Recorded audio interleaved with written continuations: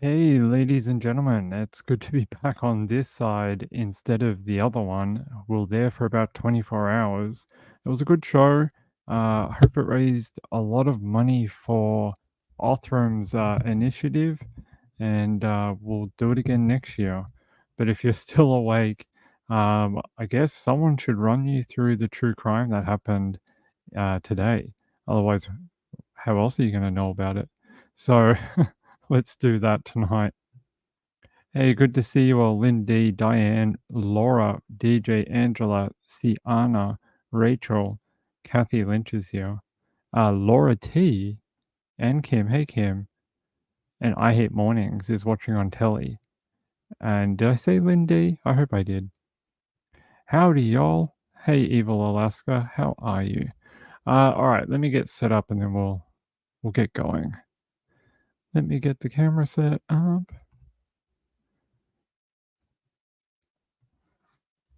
All right.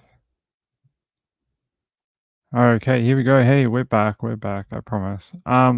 This one is the one that I saw. I'll show it to you, and then we'll talk about Allison out of California too. There's more updates in that from today. It says here, infant found dead inside Fort Worth dumpster. No arrests made. And then it says authorities say the case is a tragic reminder of Texas safe haven law, which allows parents to surrender an unharmed newborn without repercussions. And they're saying in the 4700 block of Norma Street on Sunday, July 14th, someone called 911 after reporting finding the infant. The medical examiner has not publicly identified the child or how it ended up there. When people hear of such a crime, it affects a lot of people, especially parents. They can't imagine someone would do that to a newborn. Police said they have not identified a suspect at this time. They say the biggest thing that could assist us is someone coming forward, especially in that area. And if anybody is aware of anyone they may believe may have been pregnant and is no longer pregnant, or if anyone saw or heard anything, to give them a call. They noted that parents may surrender an unharmed infant younger than 60 days old to any fire station or firehouse, EMS station, hospital under Texas safe haven law. So they're basically saying there's no need for this, and there was no need for a child to be found that way. So, pretty awful story. You would think with all the new initiatives and the drop boxes and stuff they have, that this would become a thing of the past, but apparently not. We're still doing the whole a baby was found here, a baby was found there, and it might take a while unless someone comes forward and says, "Hey, there was a girl at my work and she was pregnant and now she's not." It might be a little while until they figure out who this child belonged to. But there is no other updates. That is it. Just that they found the child and they are working on it. And they want people to contact them should they know of anyone who might fit their description or the bill. So we'll see. They said here, da, da, da. They're just going on about the what happens to a child after they're passed in with the Texas safe haven law. They're saying they get taken for a medical checkup, then they're handed to, CPS to try rehome them or put up for adoption. Hopefully, someone's got a Ring doorbell for sure. Hey, gambler, how are you? Hey, DJ. Okay. That's just a quick one. There's no other information I can give you, but hey, I thought you would like that. Let me go to this. There's an update from a story we read about last night. It is the airport attack in Florida. There's a few more details here. It says, man accused of stabbing transgender teen 18 times at Miami airport. A 17-year-old was on the floor having a meal when the attack happened, according to the arrest report. Here, watch this video from NBC South Florida. National Airport, a man arrested after police say that he stabbed a 17-year-old. NBC6 reporter Laura Rodriguez is at MIA with details on the suspect who appeared before judge today. The arrest report shows the suspect is homeless, and police are telling us this attack was unprovoked. The suspect was also in court today, and a judge ordered him held without bond. Terrifying moments inside Concourse J at Miami International Airport Saturday night as police and security searched for a man armed with a knife. All we heard was an escalation of voices, which usually happens before a fight, and then somebody said, "Run." Miami-Dade police say Alexander Love stabbed the victim about 18 times while she sat on the floor eating a meal. Shortly after he stabbed her, he attempted to throw her over the railing that's behind. According to detectives, the victim's mother told officers her 17-year-old is transgender and currently in the transition process. She identifies as female. Preliminary information does not indicate this was a hate crime. However, police say they are not ruling it out. At this time, we don't know what business they were involved with at the airport, if any, and what the familial ties are between the victim and the suspect. An arrest report shows the suspect told detectives he recently met the victim at the airport and added he was possibly drugged. The teen victim managed to escape to the third floor of Concourse J and was taken to a trauma center for emergency surgery. No contact with the victim, either directly, indirectly, in person in writing, by telephone or through third parties. No contact with the victim through social media or other electronic means. A judge also placed a stay-away order from Miami International Airport, and a search of his criminal history shows he does have a lengthy criminal record. Reporting inside Miami International Airport, I'm Laura Rodriguez, NBC6 News.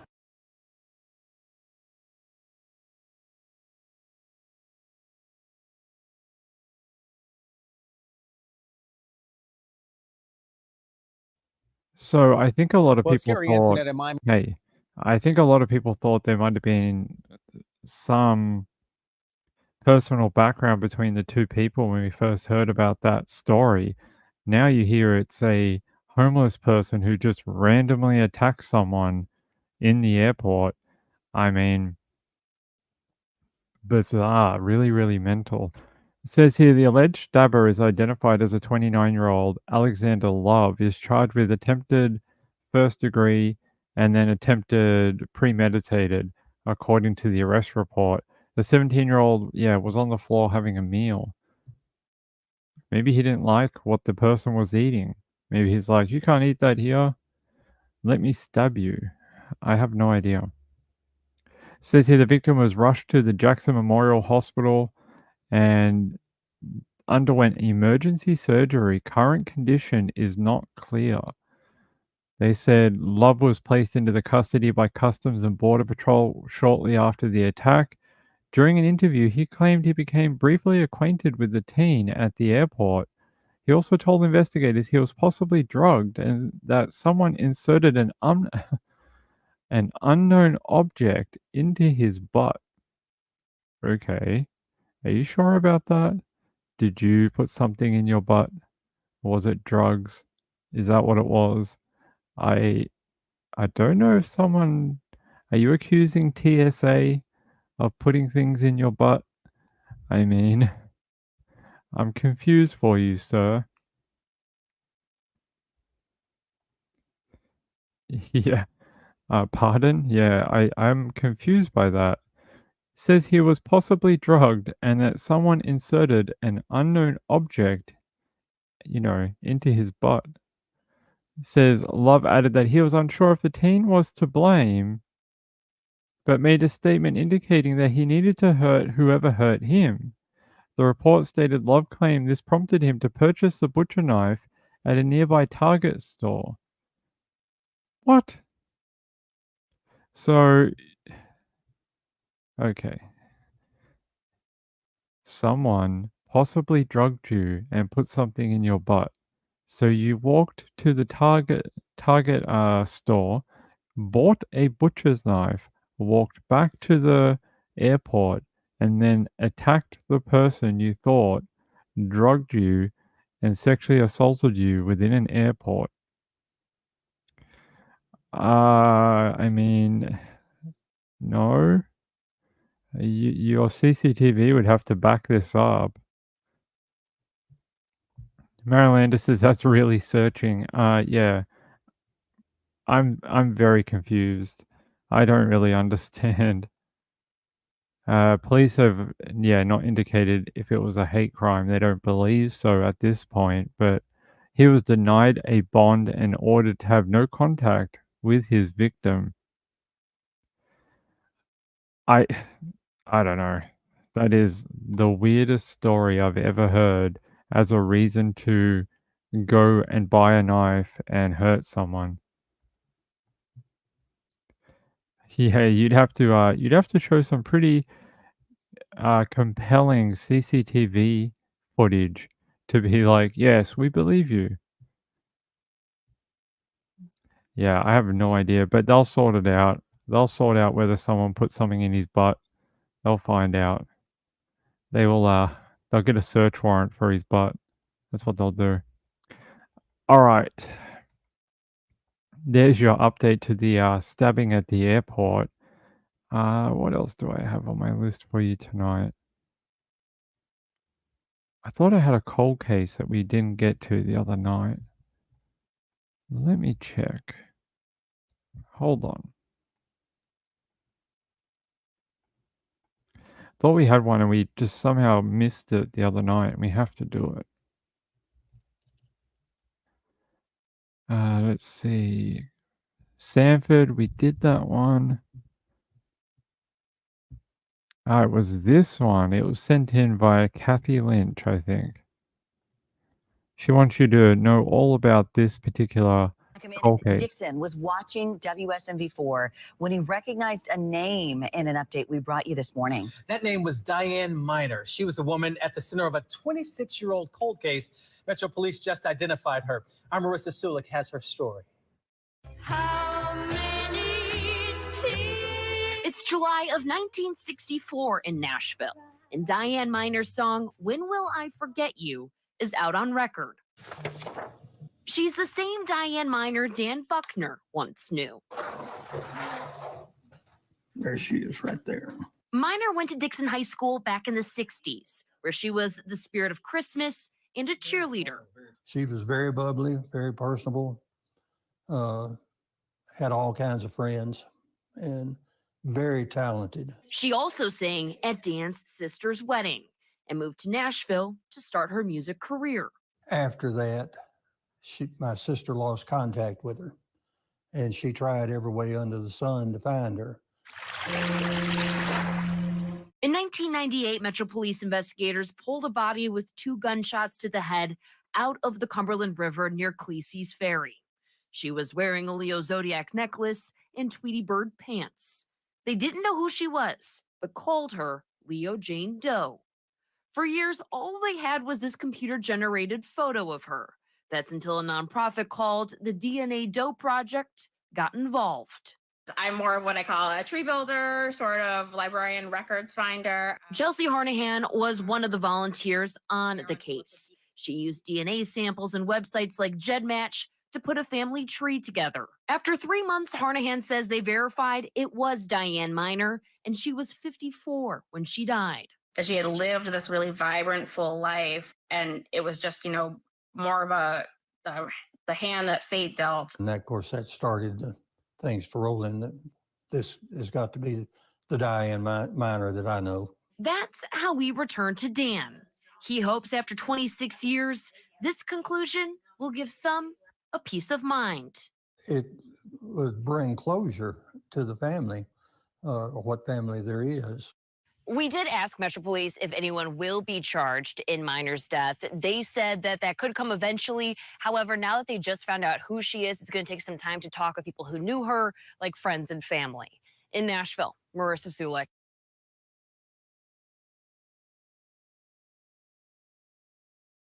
I mean, how's that? Watching the news and recognizing a name in an update Diane Miner.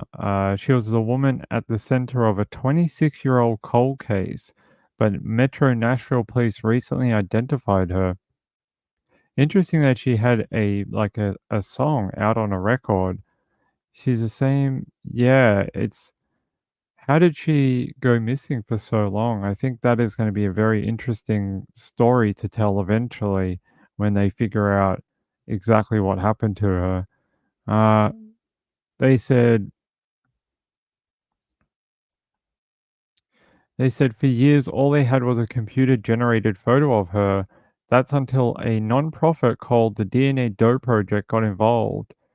I'm more of what you call a tree builder, a sort of librarian records finder, said a lady called Chelsea with the DNA Doe Project. She said she was one of the volunteers in the Leo Jane Doe case where they used DNA samples and websites like GED Match to put a family tree together. It's really interesting. If she had a record album and was fairly well known, how did she just go missing and no one put two and two together that a body they found might have been her? I find that very strange. They said it's July of 1964 in Nashville, and Diane Miner's song "When Will I Forget You" is out on record. She's the same Diane Miner who Dan Buckner once knew. He flipped through the Dixon High School yearbooks from the 1960s and saw that she was the spirit of Christmas and a cheerleader. Buckner said Miner was a friend of his sister's and sang at her wedding. He reckons she was very bubbly, very personable, had all kinds of friends, and very talented. He added at one point she moved to Nashville to pursue her music career. After that, my sister lost contact with her. She tried every way under the sun to find her. In 1998, the MNPD investigators pulled a body with 2 gunshots to the head out of the Cumberland River. Well, we know the Cumberland River from the case a couple of months ago. She was wearing a Leo Zodiac necklace and Tweety Bird pants. They didn't know who she was, so they called her Leo Jane Doe. Crazy. What a crazy story that it was someone watching an update on WSMV4 and they were able to say, hey, I knew her and she was a friend of mine. Hey, retired RN, how are you? I think it is right. How many stories out there are there of young women, especially in that 1960s to 1980s, who either traveled west to Hollywood to make it big or traveled to some other epicenter and just went missing? Like they just, their families never heard from them again. It's happened a million times.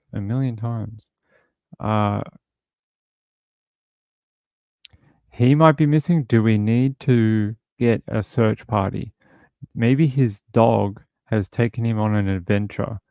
You know, he has this giant dog that's huge. Maybe it's taken him on an adventure somewhere.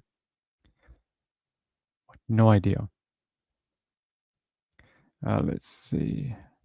It is. What year was it? 1998. They pulled her out of the Cumberland River. So how long was she there for? Hold on. Let's go to the other story about it. News that just popped in here. Metro Here's a photo of her, actually. police have identified a woman who was found in the Cumberland River more than 26 years ago. DNA has identified her as Diane Miner. Her body was found near Cleese Ferry on March 18th of 1998. She was 54 years old at the time. Police said Miner had 2 gunshot wounds to her head. She was last known to have been a manager at the Second Story Cafe right here in Nashville. Just incredible.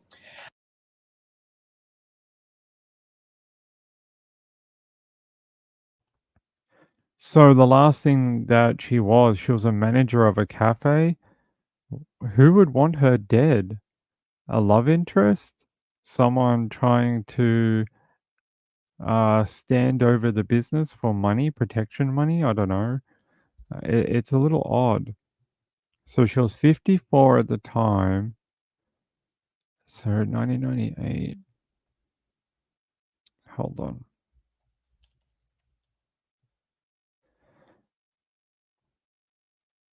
Let's see. Date between two. No. Yeah. No, that's not what I need.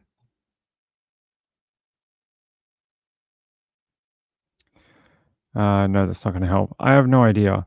But I was trying to get her birthday. Like, when was the last time she was with her friends? If she was 54 at the time, and she sung at a friend's wedding that she knew from high school, there must have been decades, like, later on that she was killed. There's a huge gap there in information from the guy that had a sister who knew her and sung at the wedding to her being killed and put in the Cumberland River. There's a huge gap of missing timeline and information. Let's see. So, yeah, just that they're going to continue investigating the circumstances surrounding her death. That's it. Maybe robbed after work, like someone tried to take whatever they made that day from the till? Could be.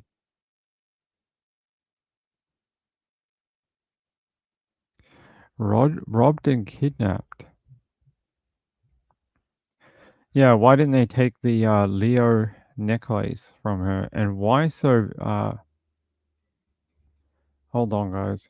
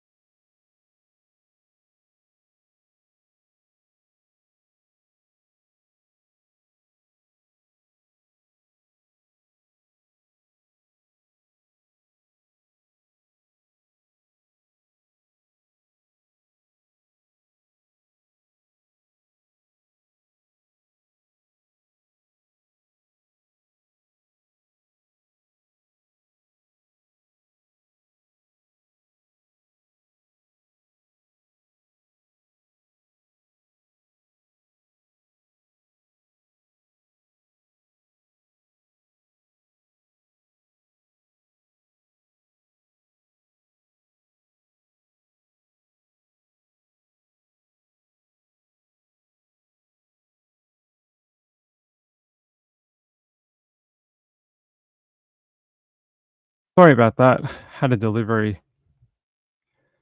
Let's see. Maybe she witnessed organized crime. Maybe. One minute. I have to catch my breath. Hold on.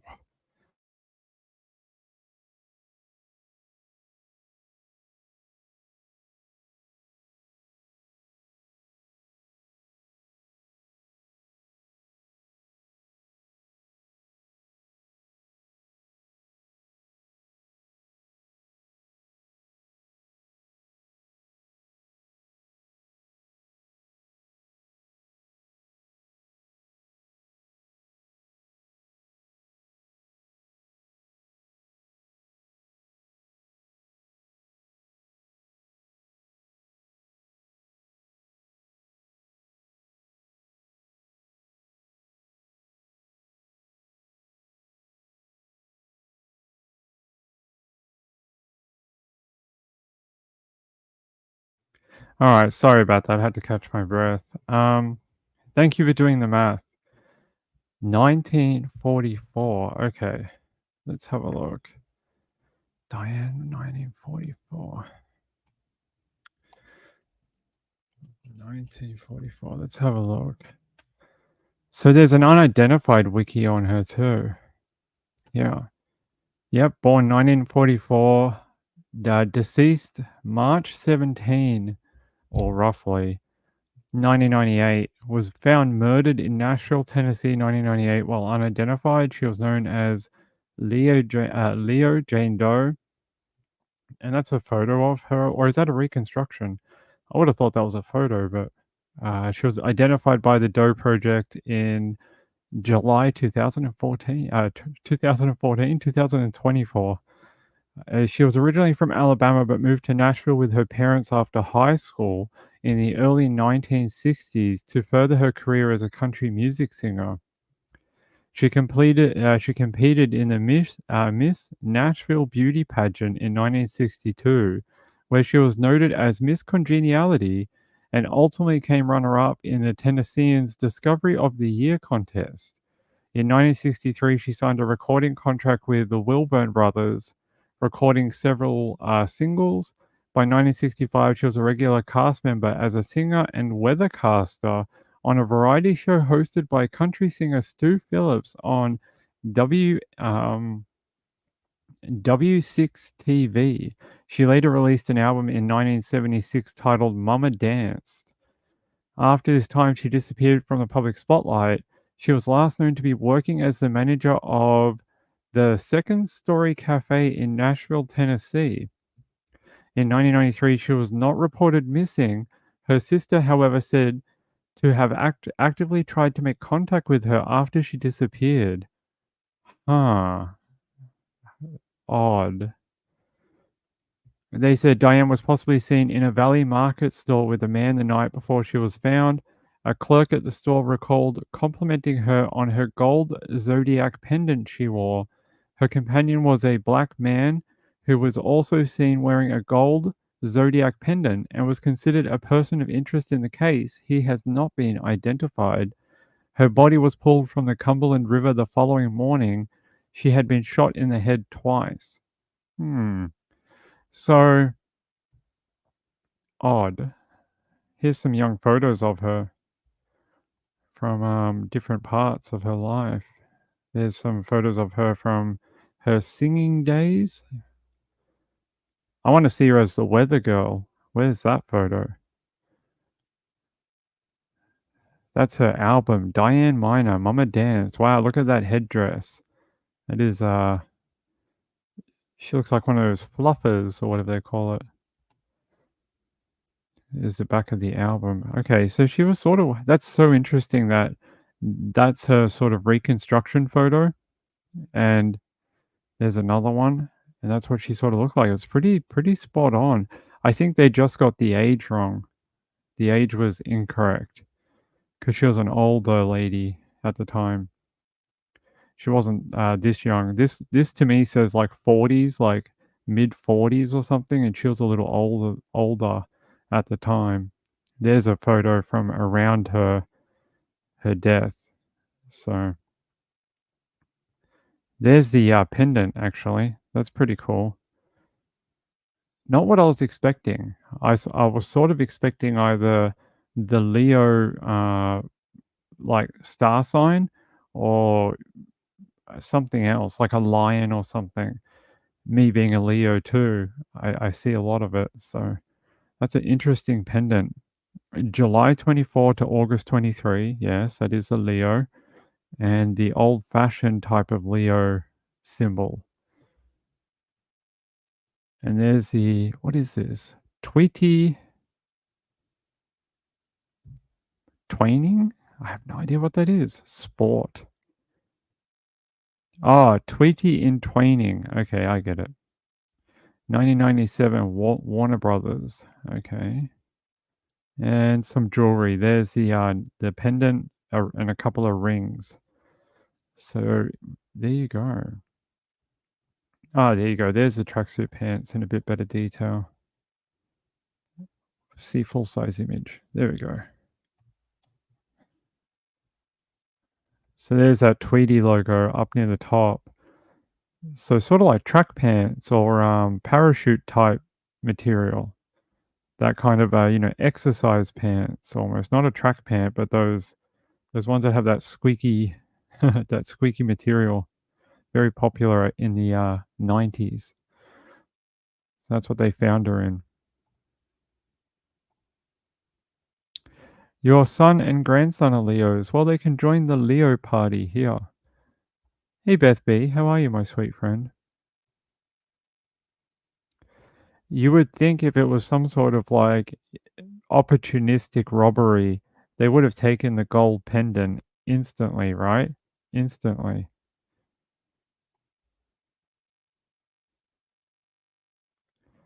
The last few minutes was a repeat of a few minutes ago. How weird. I don't know why. Actually, DJ, someone wrote into me a couple of weeks ago and they had the same issue. I think it was JDR. She wrote into me and she said her video of this stream when she was watching it kept replaying like a 2-minute slot of the live show just over and over again. And then she even came back like an hour later, tried to tune in again, and it was still playing a loop of like 2 minutes. And she's like, I don't know why. And I've never seen it before except for her and now you. It is very, very, very odd. We try and use the word older for everyone. Doesn't matter if you're 85 or whatever. We don't like saying the word elderly here. Or like, that type of word. We try not to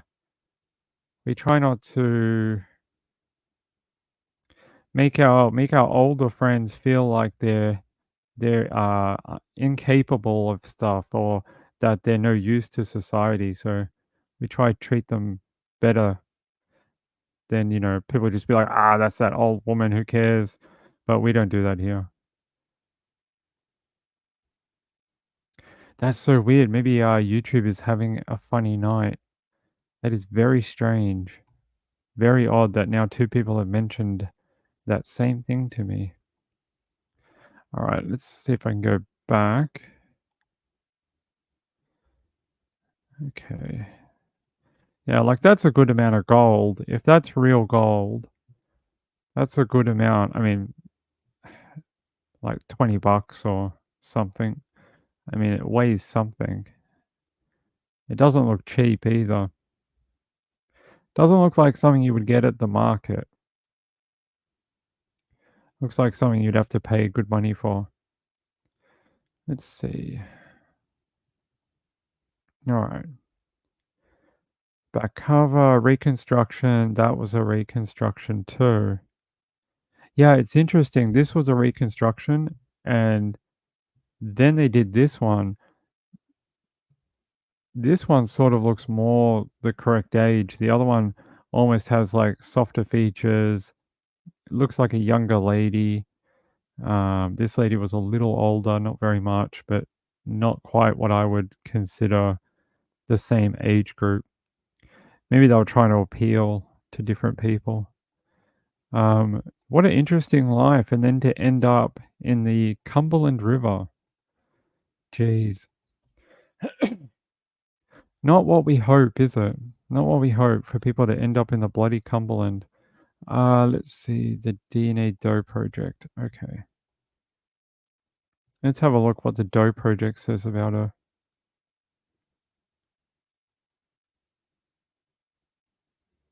I can't find her one. Where's wearing high heels and a gold ring? Actually, let's have a look at this one. A woman wearing high heels and a gold ring was found dead by hunters in Indiana 41 years ago. She's now been identified.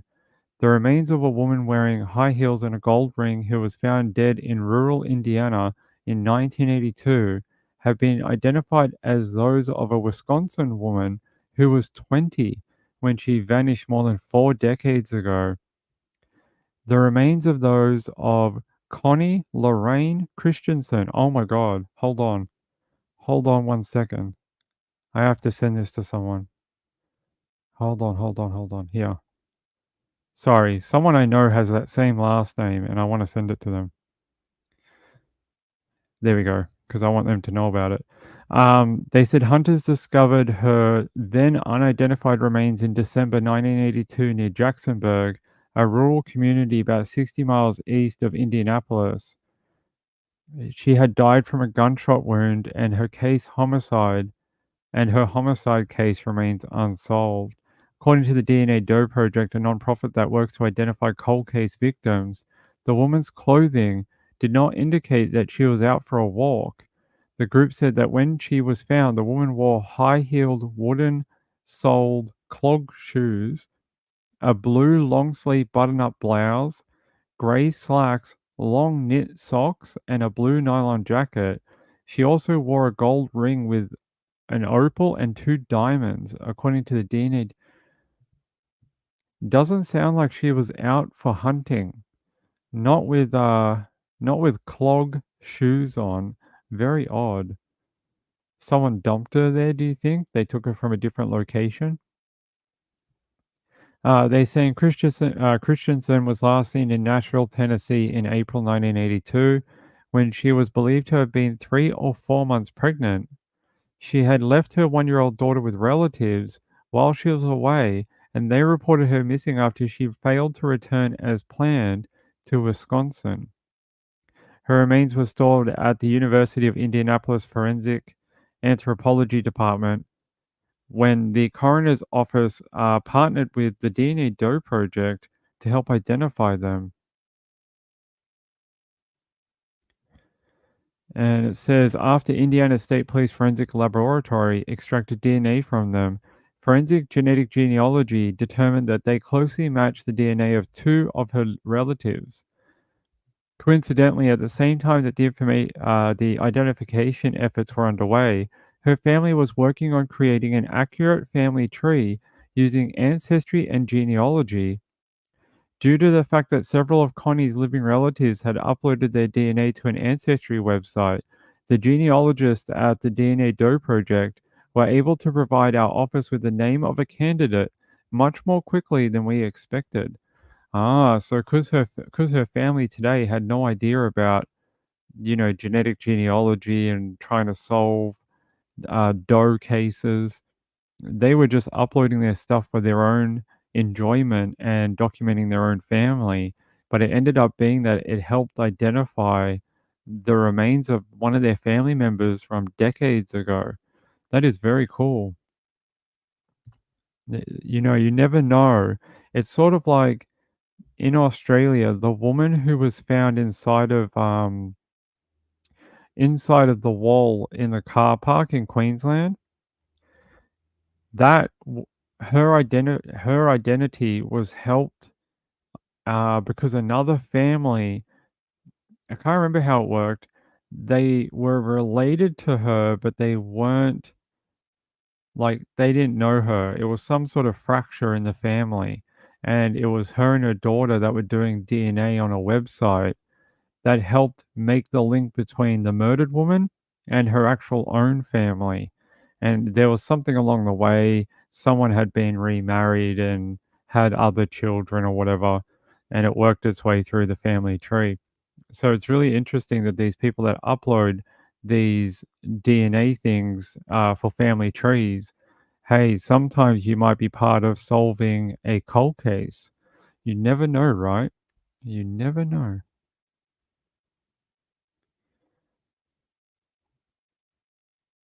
Yeah, I've only been on for about 30 minutes. All right, let me see. Can we find a photo of Connie? Oh, how sad. They said she had the 1-year-old child she left with family and then never came back. Ended up being raised by family members, obviously. They were able to take her, she's now an adult, to where they found her mother's remains so that she could leave flowers there for her. Authorities also gave her the jewelry that she had when she was found. Wow, that's like her only link to her mum is the jewelry and the location.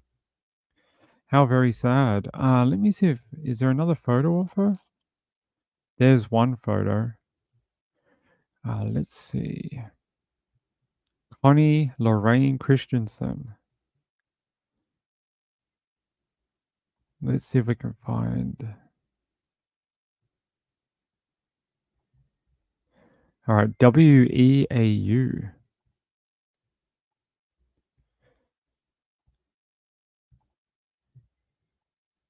A family now has some answers after an Oregon woman went missing 40 years ago.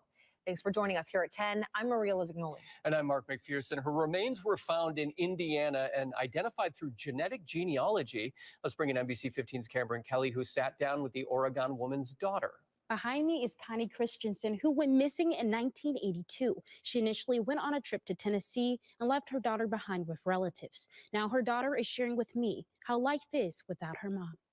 Over 4 decades ago, Oregon native Connie Christensen went missing in April of 1982 in Tennessee. At the time of her disappearance, her daughter Misty was just 1 year old. Didn't get to know a lot about her at all when I was young because I think everybody was a little hurt because they thought that she chose to be gone. Connie's remains were found the same year by hunters in Wayne County, Indiana, the day after Christmas. It's definitely not easy to go to school and tell people that you don't have a mom. Last year, while at work, Misty received a call from the Wayne County Coroner's Office. I immediately started crying, and one of my coworkers was like, well, you know, it might not be her. And I'm like, you don't understand. Like, it's her. I know it is. Nonprofit DNA Doe Project helped connect the dots to Connie's family tree. There's a lot of steps and things that happen before it actually gets to the DNA Doe Project, which includes finding 2 DNA relative matches of Connie.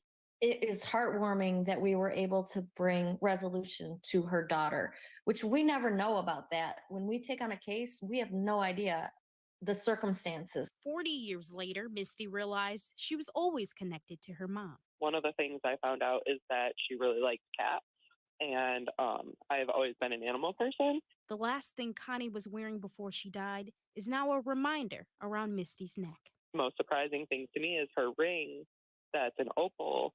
I actually fell in love with opals when I was like 12. Recently, she took the journey to where her mom's remains were found. Feeling a sense of closure, Misty still knows work needs to be done. I want to know what happened to her. I want to know who killed her. I'd love to know a little bit about, you know, what she was doing while she was gone and what happened. The Wayne County Coroner's Office in Indiana tells me that this is still an open homicide investigation. They are hoping to bring more answers to the family and solve this case. Live in the studio, Cameron Kelly, NBC 15 News.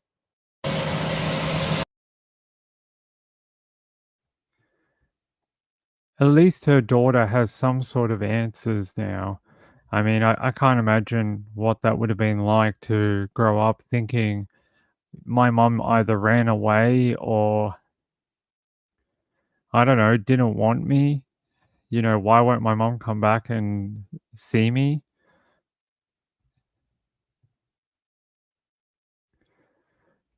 Brenda says, yeah, glad to see you all made it through the 24 hours.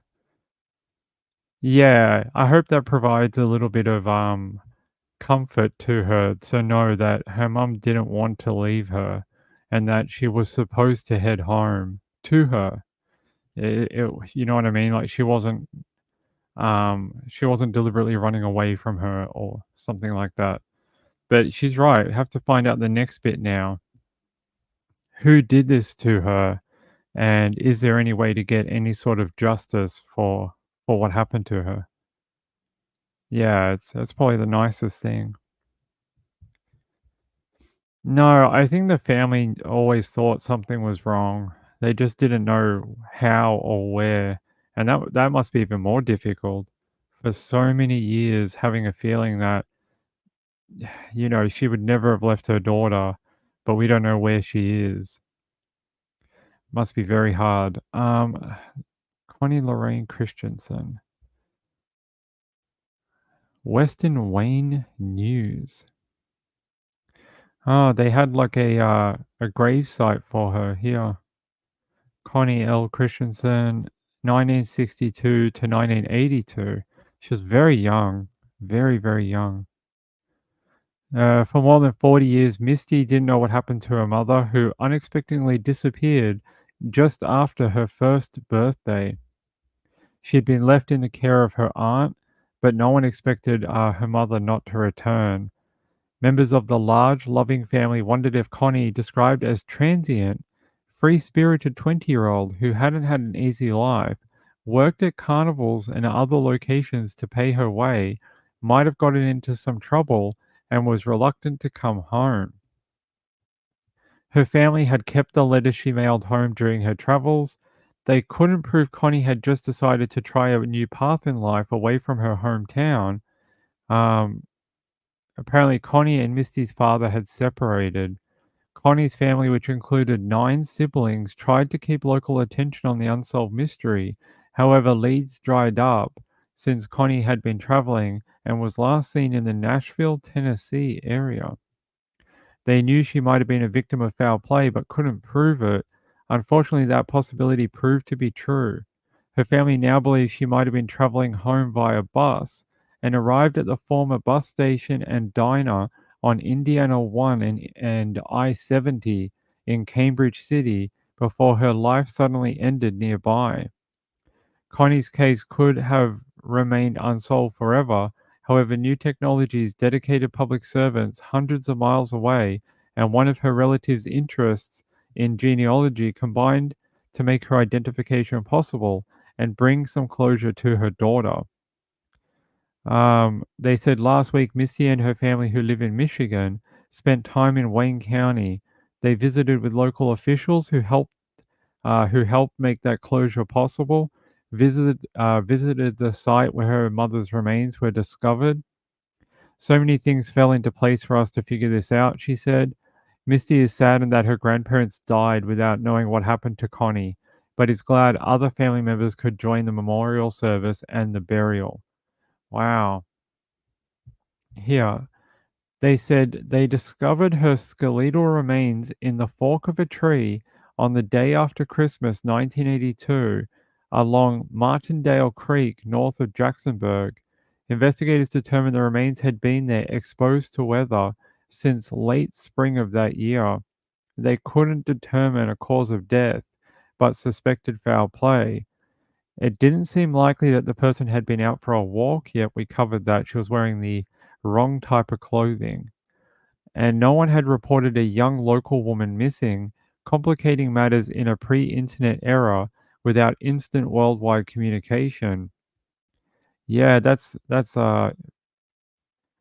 interesting that one of the things that clued them in was she wouldn't be wearing something like extremely warm to go out hunting or reflective clothing or, some sort of, camouflage jacket or something, or, even just a normal type of outdoors type of jacket and, boots or, jeans, that type of thing. So I'm glad they're able to do that, and her family were able to visit Wayne County and see where they found her, and then they did a private burial for her. There's the marker for her. Hey, there's got to be someone who remembers seeing her. There's got to be someone who remembers her being in the town at that time. Yeah. Oh my God, who's messaging? Okay. You don't think she looked 20? I think probably fashion and just like the way people looked is just a little bit different back then. We're so used to everyone looking so different today. But I'm guessing a lot of ladies, young ladies, probably dressed in a similar way back then. I mean, her face sort of says older, like mid-30s or something like that. But they did say that she'd had a hard life, and even at 20, she'd had a sad, a hard few years. Hey, Wendy. Yeah, at least she's been located, identified, returned to her family, and buried respectfully. Now they just got to do the next bit, which is finding out what happened to her and how did she end up in that tree for like, I don't know, like 7 months, they reckon, around 7 months' time. That's a long time to just be out in a forest, wasting away. No one even knew you were there. Very odd. Very odd that no one in the spring hunting season or whenever they have hunting over there found her quicker. No one saw a body during any of the, summer hunting period because they said she was put there in the spring. Most people hunt in the late spring and summer and the fall. No one came across a body in that time. Very odd.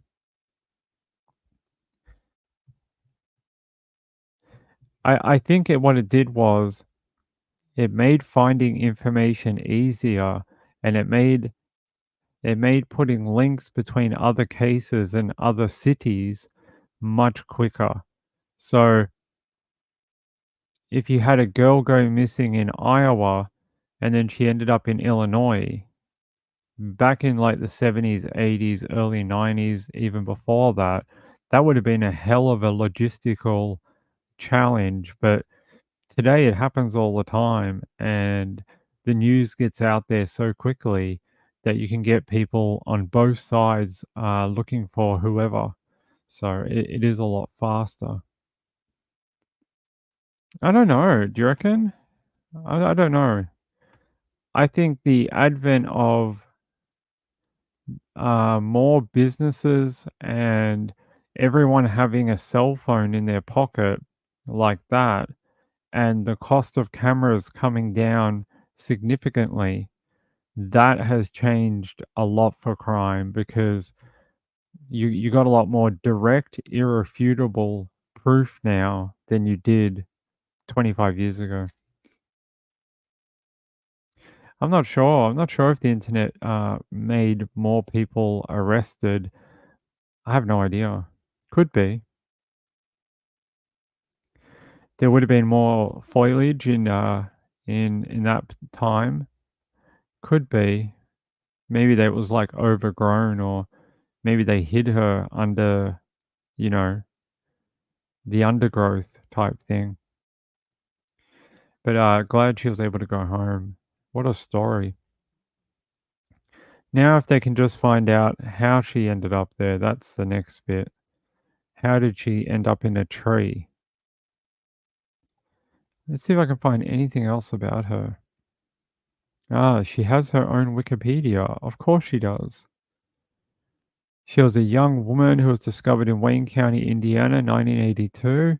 She was located 15 miles west of Indiana and the Ohio border, 2 miles north of Interstate I-70, or just I-70. She was publicly identified by the Doe Project in November 2023. So she was found by deer hunters in a wooded area near Jacksonburg, Indiana. Jacksonburg, Indiana. In Wayne County. All right, let's have a look. I don't think we've ever done a case from this particular town. Oh, it is very rural, isn't it? I'm just having a look at the map here. Oh, yeah. So this is sort of the area. You can see, look at the pockets of forest just everywhere, even next to the highway. Eisenhower Highway. Yeah. What was that? Interstate I-70, right? This is 70. Right here, Interstate 70. What was the other one? Interstate. What was the second one? Where is it? Just trying to find my Doe Project link here. She was found located 15 miles west of the Indiana border and the Ohio border, 2 miles north of I-70. 2 miles north of I-70 near the border. Okay. All right, where is the border? I've got to find it. There's the border. 2 miles. So somewhere around here?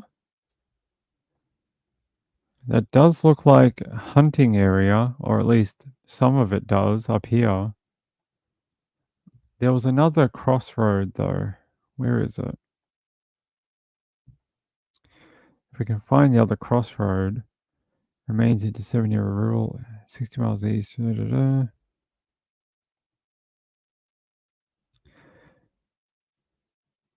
Thought we had another highway. Not on that one. Okay. Yeah. Diner at Indiana 1 and Interstate 70. Okay, Indiana 1. Where's Highway 1?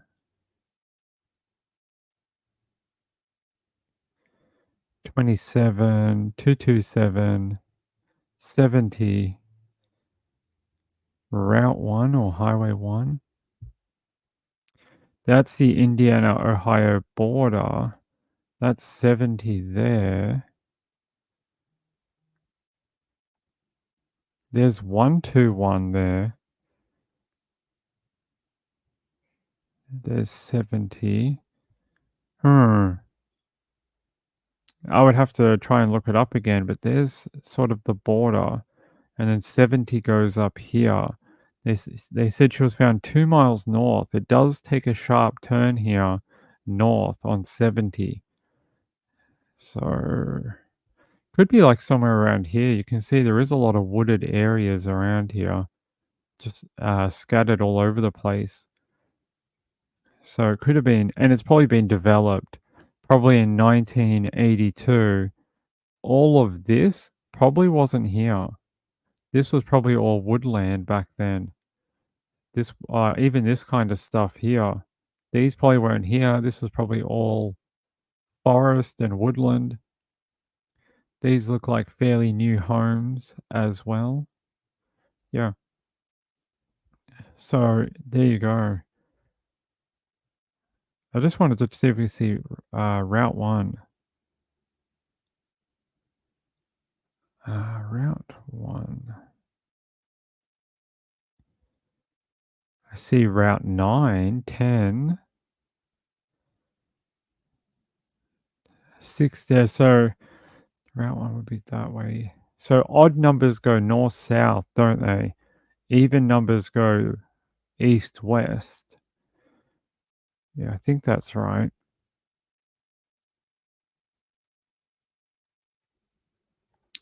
I can't find it. So it's probably because I'm not very good at the US mapping system, but we found 11. Can you just take one off that and then we'll be good? No, I can't find it. But yeah, you can sort of see the area. It's pretty, like all this probably wasn't, like even just today, look how much is left. Heaps of it. I don't even know how many people go through here day in and day out. Probably not that much. She could have been anywhere around here, so. There you go, I just thought I'd show you the area.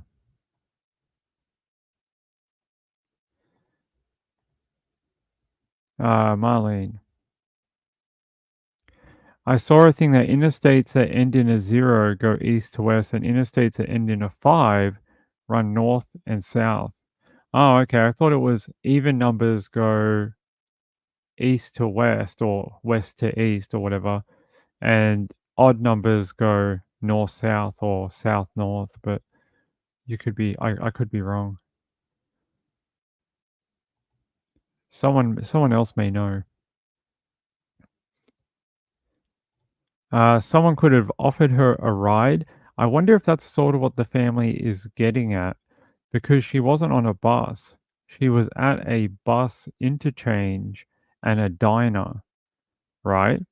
So that would mean she's not on a bus. She's hanging out at, you know, a place where there's a lot of traffic. They said that she was fairly transient, which means maybe she did do a lot of hitchhiking back in the day. So that's the border there. And they said 2 miles north. What is my scale? 200 meters. Has to be somewhere like around here. Was there an old diner up here? What's the diner called? Maybe we can find out. The diner was called...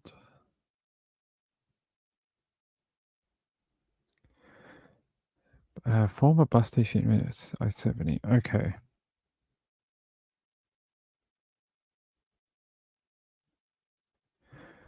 Trying to see if there's any old images of a bus station on Indiana 1 and hold on. Where's Indiana 1 and Interstate I-70? Let's go to maps. No, it's not going to show us.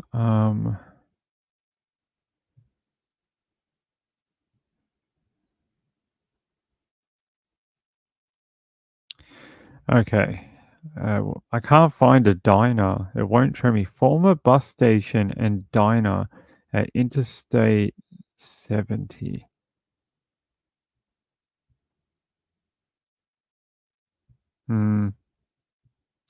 No idea. I'd have to dig back into black and white photos or something like that. Not black and white, but it's the 80s.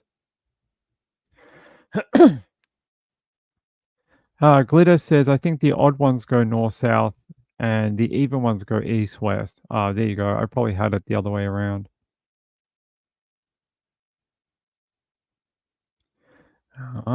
Thank you. I didn't know that. Yeah, so I'll do some more research and see if I can dig up any old photos of the bus station and the area at the time. See if I can go to any sort of like... Sometimes they have like local historian groups or people that just keep old photos and do little websites or blogs or Facebook pages. Might be able to find something from back in that time and then be able to figure it out. What's weird is this is 70. There is a road here, 121, but I don't know if that would be Route 1. It's 121. I don't know if locals call that Route 1. Because I can't see any others. 121. And I don't see a road called Indiana or Indiana 1 here.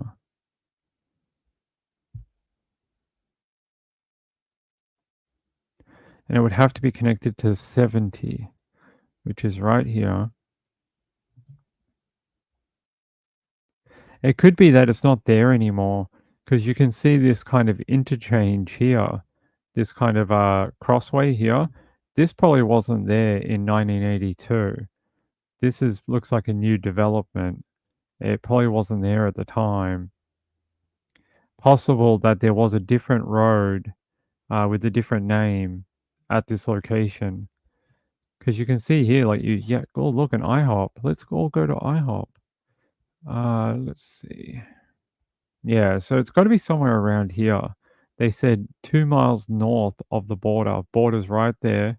The Indiana-Ohio border. 2 miles north. Like somewhere around here. Up here, maybe. And then it's interesting that there is a road 121. But, I'll keep doing some more research and I'll see if I can find anything overnight.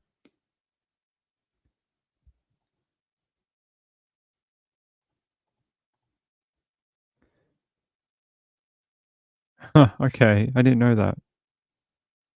All right, we'll get off this one. I'll do one more and then I'm going to get out of here for the night. I just wanted to check in with everyone after that long live show. Okay, hold on. All right, where's my other story? Here.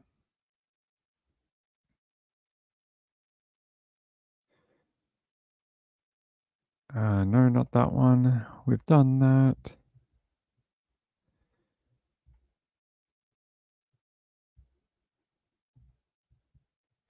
Oh, that's interesting. Hold on. You remember we did a story on a girl called Lori Page about I don't know, 5 months ago, we did a story on her. Well, apparently, they put up some more reward money for her. I'm going to show you this. Apparently, her 13th birthday came and went on Sunday in April, and still no news about her. She's been missing since June 2023, and what is the update here? 12 months have passed. Yeah, so she went missing in July last year.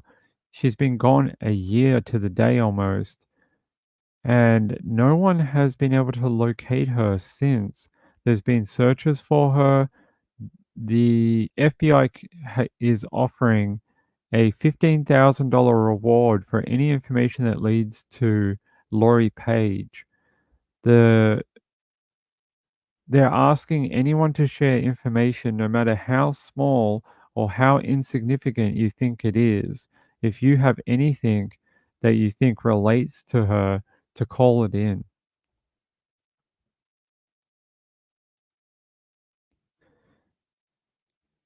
Come on, video. There we go. A 13th birthday is often a special time for families, the first chapter of teenage years. This past weekend, however, loved ones of Lori Page celebrated her birthday without the guest of honor.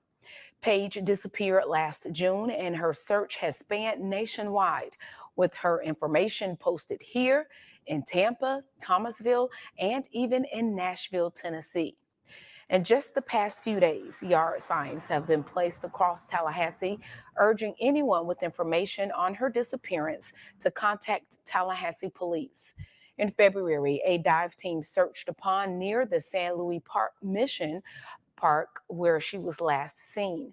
Hundreds also gathered to look through the wooded area of the park. Page's teacher at Griffin Middle School, Margaret Summers, says Page is missed by students and teachers who still ask about her. Summers says how Page would celebrate becoming a teenager is now left her to her imagination. She was fairly quiet, but I think she would have been spending it with her dad and maybe some other family members. Maybe they would have barbecued, had a cake. That's what I picture, like a family gathering for her. But I guess we're not going to know that. So it's been a sad week thinking of all she's missed. Summers says one of those milestones includes the 7th grade class trip she wishes Page could have experienced earlier last week. It was a morning of honor and sacrifice as a flag-draped casket slowly made its way off a plane, a voyage home delayed by 82 years.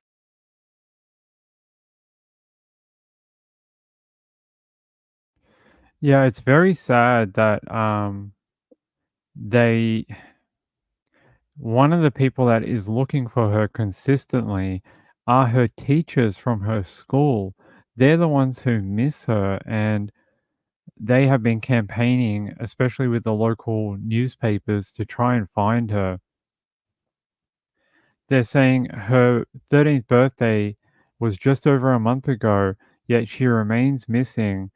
It's deeply affected their local community, and they are no closer to knowing what happened to her, which is very sad.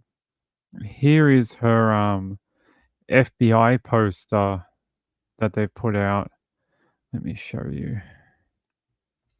Two different photos of the young woman. Lori Page went missing June 3rd, 2023 in Tallahassee, Florida. She was 12 years old at the time. She would be 13 today if she is alive. She was born in 14th of April 2011. The FBI is offering a reward of up to $15,000 for information leading to the recovery of Lori. They say she has ties to Tallahassee, Florida, Tampa, Florida, Thomasville, Georgia, and Nashville, Tennessee. They're saying that if you have any information, to contact the Jacksonville field office or the Tallahassee Police Department on 904-248-7000 or the Tallahassee Police Department at 850-891-4200, or you can visit your local FBI office or nearest American embassy for more information. Where does a girl that young just disappear from? Lamar, one of the things I heard was that she may have help, that someone may be hiding her, and she may have met someone online who is helping her hide. And that was one of the theories that was thrown around last year, but I don't know if it ever was true. Let me see if I can find anything else. Yeah, here we go. Monday marks 1 year since Lori Page was last seen.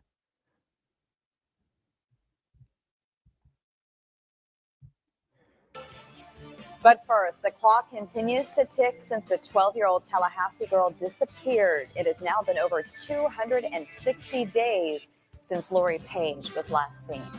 Thank you for joining us at 6. I'm Julie Montanaro. And I'm Jacob Murphy. Today, police and firefighters joining together to search for Lori Page in a Tallahassee park. Page was reported missing in June of last year. She was last seen June 3rd at Continental Court.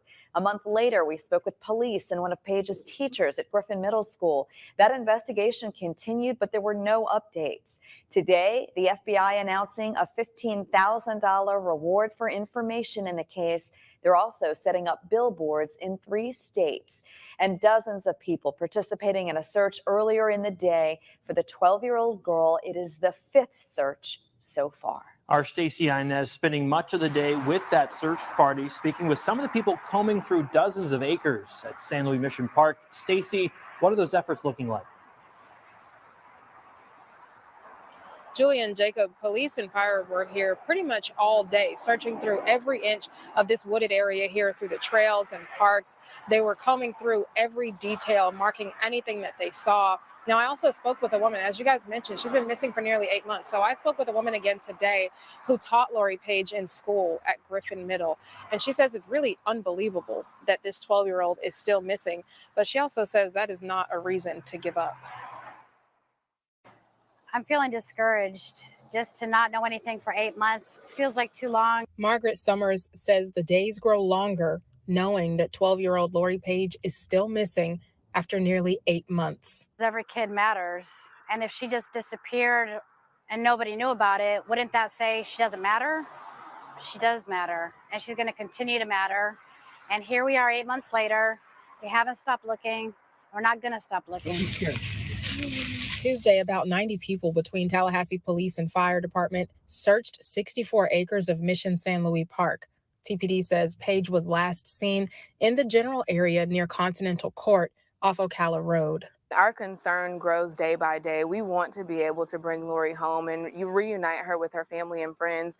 When you have this amount of time that goes by, our concern always increases, but we've really been concerned since day one. Alicia Hill with the police department says this is their 5th search since Page was originally reported missing last summer. But the reality is there's so much that goes on behind the scenes, so much investigative work. Even with a minimal digital footprint, we still have to comb through evidence online. And as the search continues, Summers remembers Page as one of her brightest students. She was more into school, more so than any other kid that I dealt with.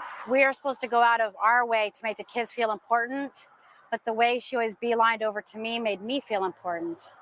And I have not forgotten the way that she made me feel.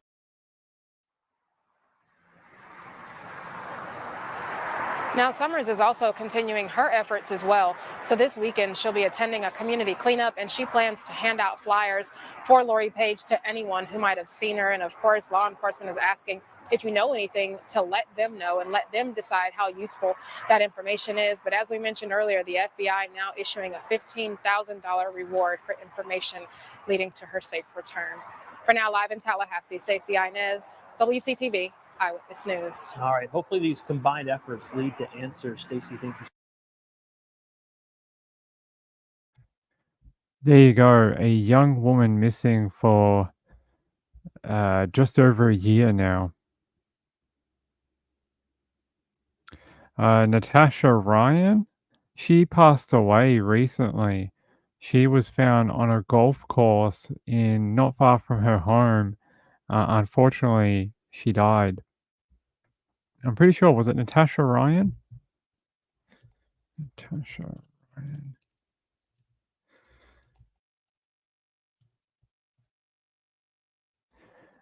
Yeah, it was Natasha Ryan. She passed away this year, only about a month ago, actually.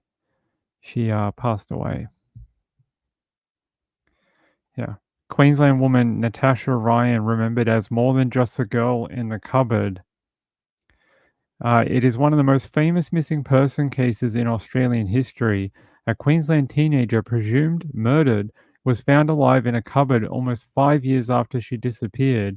For many Australians, Natasha Ryan was known as the girl in the cupboard, but for her family and Central Queensland community, she was a dedicated nurse, daughter, and mother of 4 and a friend.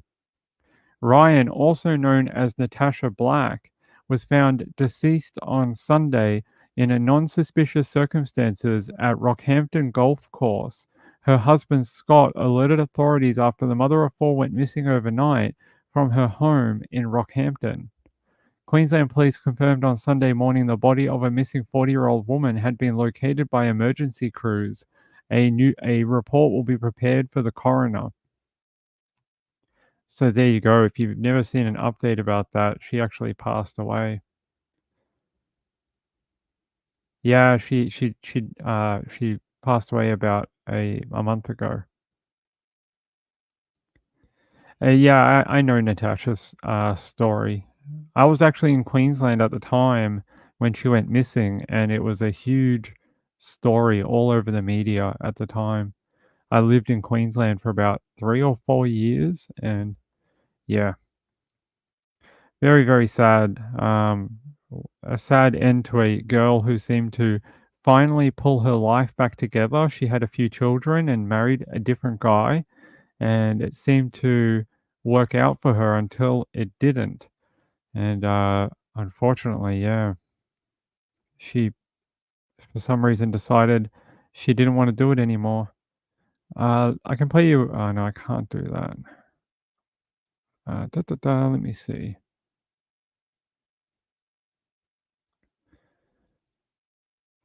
Maybe. No, I can't. I don't have a video for you, unfortunately. But if you're interested in it, just search her name and you will be able to figure it out. Only 5 searches. Are you talking about the girl in Tallahassee? The community has been searching on their own. I think the 5 searches are official searches. Not there's been a heap done by her teachers and friends and family and stuff like that. But apparently the Tallahassee police detectives have told the media they have received no viable leads into Lori Page's ongoing disappearance, but police do not suspect foul play in her disappearance. They think that's where I got they think someone might be hiding her or helping her because she's too young to have ID, too young to have a bank account and things like that. Although she may have opened one with her parents, but it would be monitored. Yeah, I don't know what her last few years were like on this earth, but I know her running away and hiding in her boyfriend's home for 5 years probably did a number on her. So, that would be hard for anyone to recover from. Yeah, very sad end to her life. I think that's about it for today, everyone. Yep, I think we're just about done. I will be back at our normal, regularly scheduled time of 9 p.m. Tomorrow. So it'll be an early show. And then, we'll be back for the rest of the week at our normal time. That's it. I hope you all had a great 24 hours, got to talk and see a bunch of different great people from Joseph Scott Morgan to Cheryl McCollum to I don't know who else came on, heaps of people.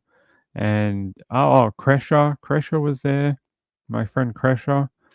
I hope you got to do that. Hope you got to learn more about Othram. And if you did support their new initiative, the 525 initiative, I hope you know that that money really will go to help giving back a child either its name or being able to give that child back to its family. You know, give it a dignified burial, something like that. So it really will go to making a difference.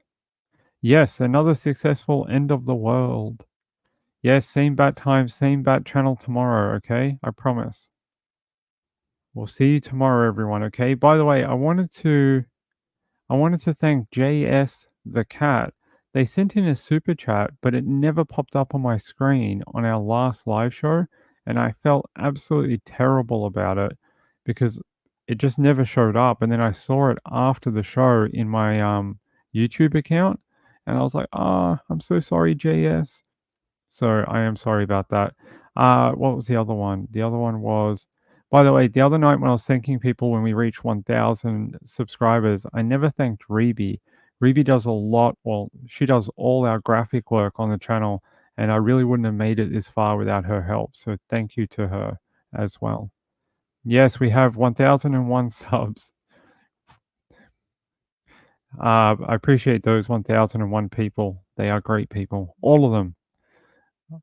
Yeah, glad we're still here. The earth did not end. It never did. And it will not, because Chad Daybell is full of crap. So I will see you tomorrow for more true crime news and case updates at 9 p.m. Eastern. Okay? Bye. Bye. See you later. Goodbye.